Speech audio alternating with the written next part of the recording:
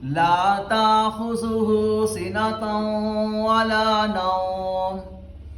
اچھا جی، اب دیکھیں یہاں پہ مجھ سے کتنی بڑی مسٹیکس ہو گئی ہیں، اور اکثر لوگ آیت الکرسی پڑھتے ہوئے اس طرح کی مسٹیکس کرتے ہیں، غلطیاں کرتے ہیں۔ اگر آپ بھی ایسے مسٹیکس کرتے ہیں اور اپنی غلطیاں درست کرنا چاہتے ہیں اور آیت الکرسی کو تجوید کے ساتھ سیکھنا چاہتے ہیں، تو آپ کو میری ویڈیو کے ساتھ ساتھ رہنا ہوگا اور ویڈیو کو مکمل واچ کرنی ہوگی، اور ہو سکے تو دوسرے لوگوں تک بھی لازمی آپ نے شیئر کر دینی ہے تاکہ ان کی بھی غلطیاں درست ہو سکے۔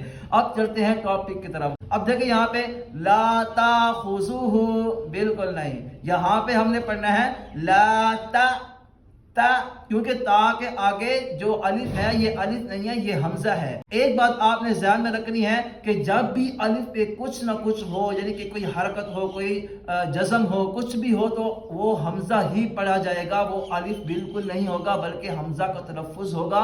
تو اب یہاں پہ دیکھیں الف پہ جزم ہے تو ہم نے یہاں پہ حمزہ کو جھٹکا دے کے پڑھنا ہے۔ جہاں کہیں بھی حمزہ پہ جزم ہو تو اس کو جھٹکا دے کے پڑھا جاتا ہے، تو ہم نے اس کو سیدھا نہیں پڑھنا بلکہ ہم نے پڑھنا ہے تا تا۔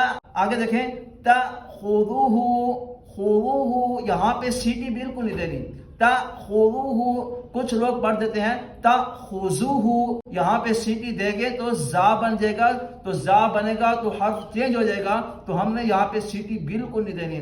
لا تاخذوہ۔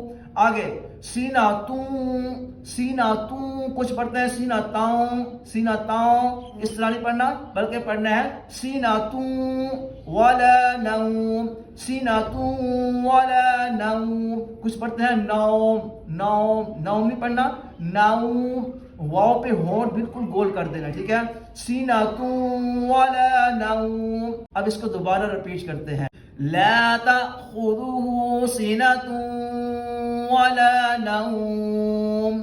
امید ہے کہ یہ بات آپ کو سمجھ آ گئی ہوگی، اور انشاءاللہ اگلا پارٹ جو ہے وہ نیکسٹ ویڈیو میں ہوگا۔ اللہ پاک عمل کی توفیق عطا فرمائے۔ جزاک اللہ۔